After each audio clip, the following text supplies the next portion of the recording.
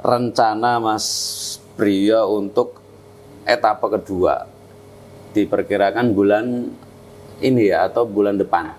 Ini seberapa sejauh mana ini persiapannya untuk etapa kedua? Tentu juga dengan daerah yang berbeda.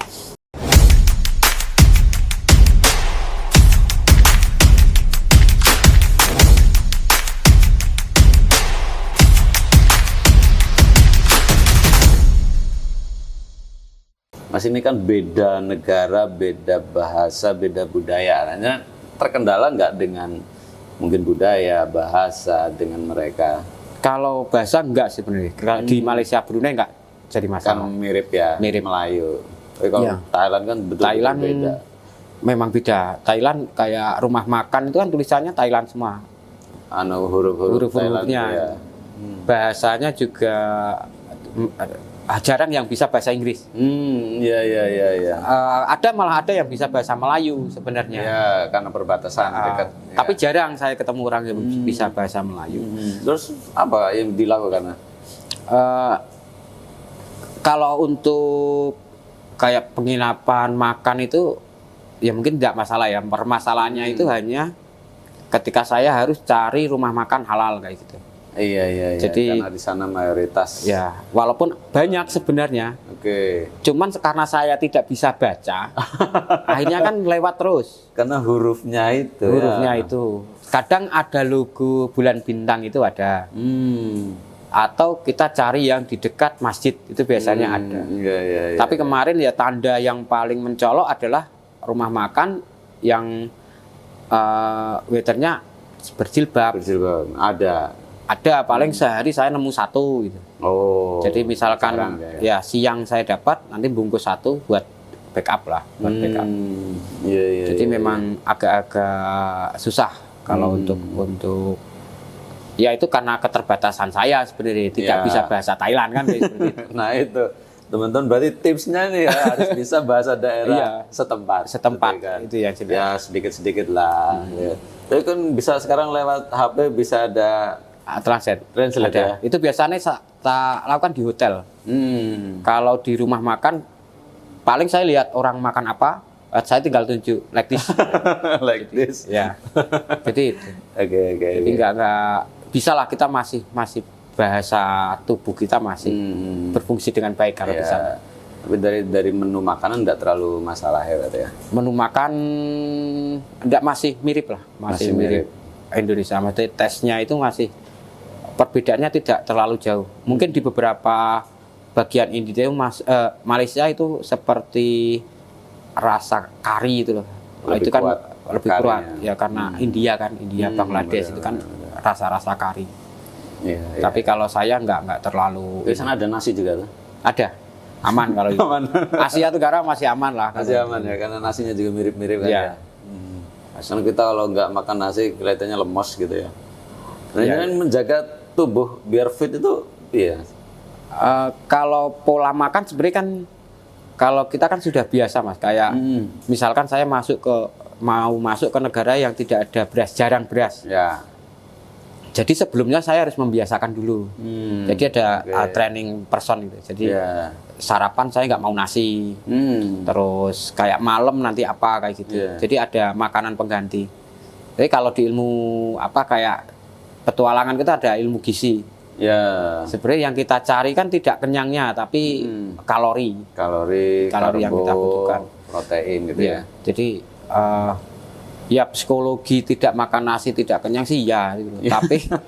tapi mau nggak mau kan kita harus mensiasati itu kan agar kegiatan tetap jalan lancar kayak gitu. Berarti yang dibawa ini banyak ya Mas? Motor tua otomatis kan mengurangi beban lah ya, ya kan, dibanding motor-motor sekarang. Ini mungkin juga bisa sekaligus tips trik gitu kan, biar nggak terlalu bawa beban banyak tapi juga bisa safety di jalan itu seperti apa? Kalau barang yang saya bawa itu sama kayak naik gunung lah. Jadi kalau naik gunung kan kita ngopeni awak kita sendiri kan. Tapi kalau ini kan saya ngopeni motor. Jadi saya bawa repair kit untuk saya sendiri, obat-obatan, repair kit juga untuk motor. Jadi spare part saya bawa semua dari Indonesia kecuali bagian dalam mesin. Jadi kalau kayak pengapian, terus ban dalam, pompa, kayak alat tambal ban, terus kabel-kabel itu saya bawa. Terus ya paling itu sama pakaian ganti, alat camping yang jelas itu buat jaga-jaga. Nah ini menarik teman-teman, tidak hanya orangnya, tapi motornya. Ini berat enggak Mas? Maksud saya, ngopeni motor tua, perjalanan jauh, itu saya tidak bisa membayangkan. Nek putus rantai kepiye, nek ban bocor kepiye. Yang jelas motor kita jangan disetting bisa balap. Nah itu, Ya. apalagi itu emang maksimal Iya. kecepatan segitu. Kecepatan. Jadi ya memang yang agak berat itu gini. Yang agak berat menjaga kondisi motor tetap fit. Ya. Itu yang agak berat karena di sana kan jalan halus terus, Mas. Jadi ada highway, ada tol terus kan di sana. Ya. Jadi ketika tangan kita itu tidak gatel, tidak gas terus, itu aman. Oh gitu. Tapi kalau ya kita tahu sendirilah tipikal pengendara Indonesia mayoritas, tidak semua lah. Itu kan kalau di jalan sepi, lurus, alus itu kan langsung ngebut gitu kan. Nah, tapi kalau di sana nggak bisa karena kalau ngebut ya ngebut terus karena halus terus gitu. Akhirnya komitmen pribadi saya harus kecepatan 80 km per jam kayak gitu. Jadi yang bikin lama ya itu. Mungkin kalau untuk motor-motor yang sering jelajah, kecepatannya kalau di tol itu kan 120, 130. Kalau saya 75 sampai 80. Maksimal 80. Maksimal. Jadi jenengan bisa bayangke di jalan tol cuman jalan segitu tok gitu. Yang lain ber saya cuma dikit-dikit gitu. Tapi itu memang jalan terbaik lah. Saya nggak mau trouble di tengah jalan. Tapi mengalami nggak trouble? Alhamdulillah enggak. Berarti betul-betul prepare-nya. Ya memang persiapannya agak lama kalau motor. Oke, berarti motor juga ada treatment khusus. Kalau dari spare part-nya, dari apa istilahnya kesiapan sebelum berangkat itu seperti apa? Kalau motor yang jelas gini, kan kalau di Indonesia itu kan banyak yang suka modifikasi motor. Ya. Ada yang untuk kontes, untuk harian, untuk touring kayak gitu kan. Ya. Jadi kalau motor saya itu kan saya spesifikasikan untuk touring, untuk jelajah. Oke. Jadi mulai dari pemilihan spare part itu yang jangan aneh-aneh. Ya. Kadang kan ada yang custom itu kan Mas. Jadi ketika nanti di perjalanan yang custom ini trouble, itu agak berat karena harus custom lagi untuk memperbaiki. Makanya saya semuanya kayak saya standarkan pabrik. Jadi walaupun nanti ada sebagian motor baru nggak masalah, yang penting itu ada itu. Tapi ternyata gini, sebaik apapun saya mempersiapkan motor, ternyata tetap ada hal-hal yang di luar perkiraan gitu. Jadi ternyata spare part yang saya bawa itu ada yang kurang juga dan di sana tidak ada itu. Di sana tidak ada. Nah, makanya ini nanti saya berangkat bawa dari Indonesia. Masih kurang lagi. Iya. Jadi ya kita semua harus tetap mempelajari apa yang akan kita lakukan terkait dengan motor, dengan rute perjalanan dan lain sebagainya. Oke. Siap. Ini Mas Brio luar biasa ceritanya teman-teman ya. Tidak hanya persiapan badan sendiri, tapi juga motor. Malah lebih berat motor. Ya, lebih berat motor.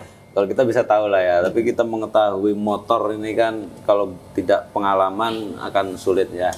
Nanti kita lanjut lagi perbincangannya dengan nanti rencana etapa kedua, ya kan? Tetapi saya ingin kasih tahu teman-teman semuanya, di depan saya sudah ada produk UMKM Kota Magelang. Dan Mas Brio juga, ini boleh Mas dicoba nanti ya. Oke lah. Ini Salenda ya, dari kawan kita di UMKM Kota Magelang yang ada di Perumdepkes Kota Magelang. Produknya adalah sale pisang, namanya Salenda, gitu kan. Ini ada bungkusnya seperti ini, kelihatan eksklusif ya kan, lebih mahal kelihatannya ya. Ya kan? Tapi ini Indonesia ya Mas ya? Indonesia Magelang. dong. Kota Magelang. Wah, besok etapa kedua bawa ini. Boleh, itu dipesan nanti ya. Ada juga bungkusnya yang seperti ini, ya bisa ditenteng gitu, dan ada yang seperti ini. Dan rasanya teman-teman banyak pilihan nih. Ada original, coklat, keju, stroberi juga ada. Sale pisang rasa stroberi. Nah, ini contohnya yang coklat. Kemudian ini ada yang keju, satunya lagi ini madu. Oh, ada yang madu juga. Nah, penasaran nggak Mas rasanya? Boleh. Boleh ya? Kita coba ya. Nah, mana ini yang enak? Ya, kayaknya yang ini aja deh. Ini masih original, Mas. Jadi masih segel ya. Jadi belum saya buka. Dan baru dikirim tadi.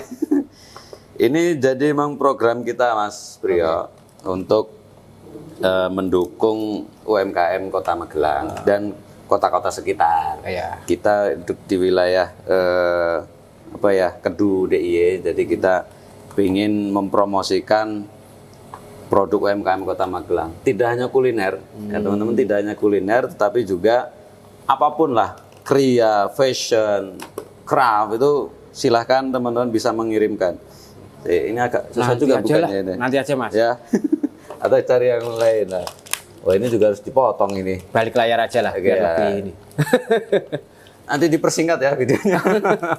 Intinya adalah ini program kita teman-teman untuk mempromosikan kuliner Kota Magelang ataupun UMKM Kota Magelang. Silahkan yang berminat untuk kita promosikan di podcast kita, untuk mengirimkan saja di kantor Suara Merdeka yang ada di Magelang ya. Nanti kita review seperti ini ya, kita promosikan seperti ini. Ini pisang Salenda, selai pisang yang asli Kota Magelang dengan banyak pilihan rasa. Oke. Nanti kita coba Mas, pastinya nanti kita coba. Oke, saya penasaran rencana Mas Priyo untuk etapa kedua diperkirakan bulan ini ya atau bulan depan. Ini seberapa sejauh mana ini persiapannya untuk etapa kedua, dan tentu juga dengan daerah yang berbeda. Ya, yang jelas karena untuk Asia Selatan ini kan, untuk etapa kedua kan saya ke Asia Selatan. Asia Selatan. Ya, Asia Selatan mana aja Mas? Itu nanti ada India, Pakistan, ada Nepal juga. Sampai Nepal. Iya. Wow. Jadi Nepal Van Java bukan? ya, Jadi Nepal betul. Nepal betul. Oke. ya, mungkin kalau terakhir saya ke sana tahun kemarin, Oh, sudah pernah ke sana? sudah pernah ke sana. Oke. Tahun 2022 kemarin. Ya. Dan ini kan motor sudah di Malaysia ya? Dari Malaysia. Ada di sana. Berarti tinggal berangkat sendiri orang gitu ya? Ya, tapi karena cuacanya beda, iklimnya beda, maka nanti ada beberapa perubahan di peralatannya. Oh, bawa spare partnya beda. Itu Termasuk saya. barang-barang Kalau ini juga beda. lebih ke saya. Kayak oke. jaket, terus Karena kaos iklimnya tangan. beda ya? Iklimnya beda. Oke. Jadi mungkin perbekalannya akan lebih banyak. Dan sudah survei juga, maksud saya informasi seputar negara-negara yang akan dilalui nanti. India tentu beda, Oh, sudah. Nepal tentu beda itu ya. Ya, karena Sudah punya bayangan? sudah. Jadi kebetulan saya punya teman di sana juga. Oh, Jadi- di India? Di semua negara. Jadi Oh, oke. jadi enaknya itu Mas. Jadi kenalannya ada beberapa. Jadi kita bisa tahu lebih awal itu. Jadi persiapannya mungkin jauh-jauh hari bisa kita persiapkan. Kok Mas Priyo bisa banyak teman di luar negeri itu ceritanya gimana?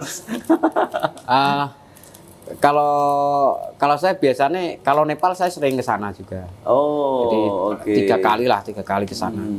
Jadi seringnya ya kenalan ini biasanya pas trekking bareng atau ketika saya di hotel terus diskusi bareng. Oke. Atau ada orang luar yang datang ke Indonesia terus Ya. kebetulan ketemu saya terus berhubungan sampai sekarang. Iya. Jadi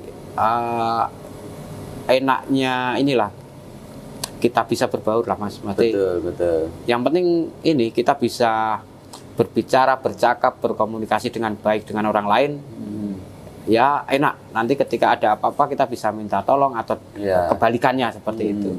Jadi enaknya seperti itu. Ini keuntungannya teman-teman, banyak teman itu seperti ini. Ya banyak. Iya kan? Tapi nanti jangan kaget ketika balik kan posisi mereka Ya. datang ke Indonesia, Nah, kita harus betul. memberikan ini. Kita juga harus siap, gitu kan? Iya, harus. Membantu mereka ketika ke sini, gitu kan? Betul. Itu juga sebaliknya ketika Mas Viro nanti ke India sampai ke Nepal, banyak temennya di sana, enak banget, Iya. gitu kan? Ini rencananya seperti apa, Mas? Perjalanannya itu apakah yang dilakukan sama seperti yang tadi di Brunei, Malaysia, dan Thailand, atau mungkin ada rencana yang berbeda?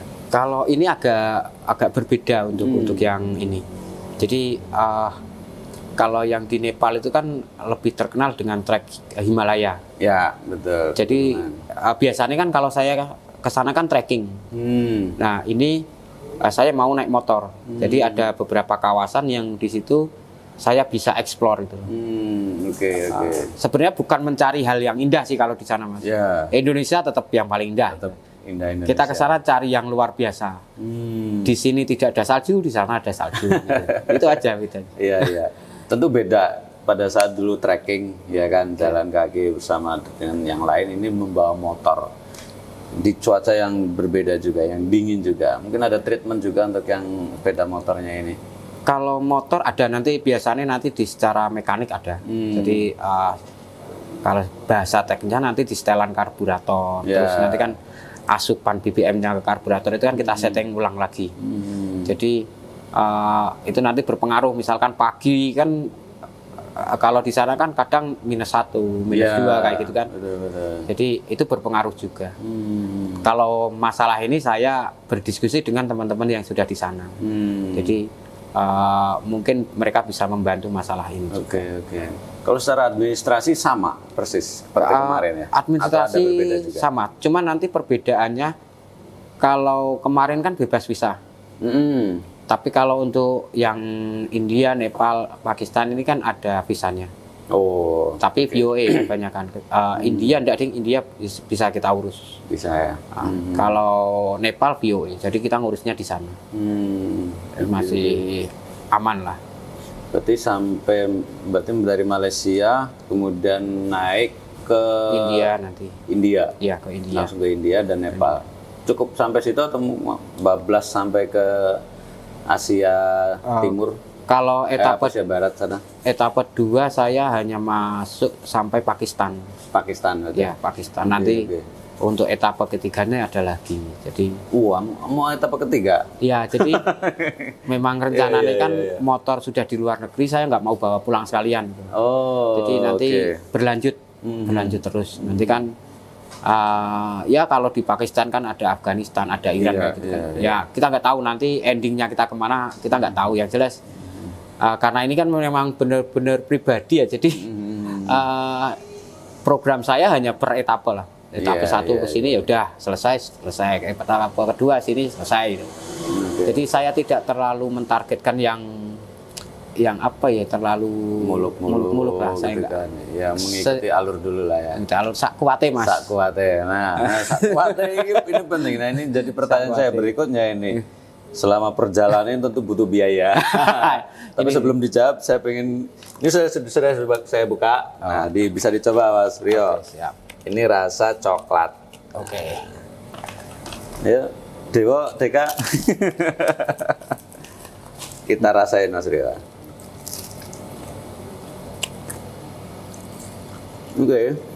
Crunchy ya. Enak, Mas. Bener-bener sale ya. Rasa coklat. Ini enak teman-teman. Manis, gurih, ya kan? Crunchy juga. Dan ini bisa awet, tahan lama ini. Ini masih sampai bulan Mei tahun 2024 dan sudah ada sertifikat halalnya ya teman-teman. Otomatis PIRT juga lengkap. Jadi terjamin lah. Ini dari Kota Magelang. Kan bisa teman-teman datengin tempatnya ini di Perumdapkes Blok C 1 ya, di sana bisa cari nanti lengkapnya di layar ya. Bisa dicari, bisa dipesan gitu ya. Ini enak teman-teman.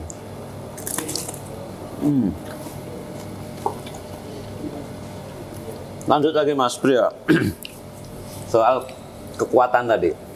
Ya kan? Tentu kita bertanya kekuatan apa ya? Materi dari Mas Brio sendiri. Kan perjalanan panjang nih. Berbulan-bulan. Menghabiskan berapa banyak Mas? Dan kok bisa gitu. Ini agak susah. Jadi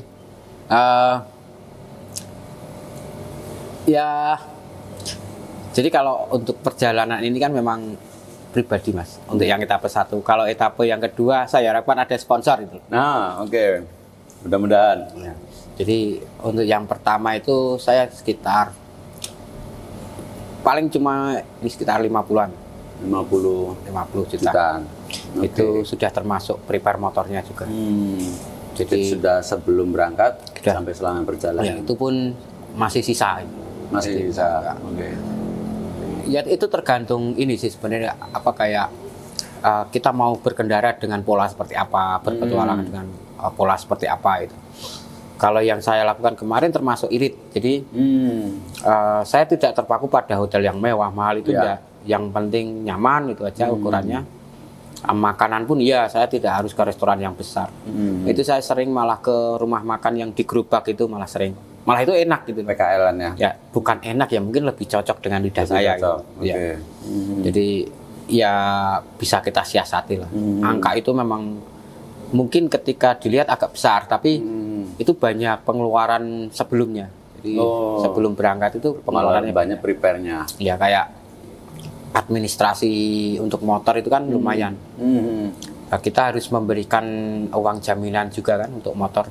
Oh, ada uang jaminannya? Ada. Jadi harapannya biar tidak dijual di luar. Oh gitu. Ya.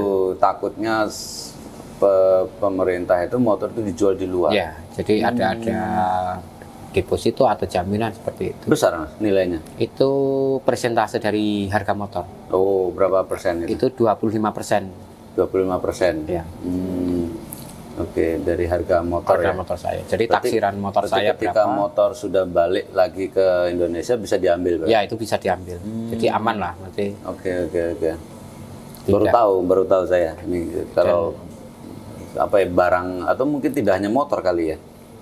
Itu ada kayak sebenarnya izin temporary important permit kayak gitu loh, Mas.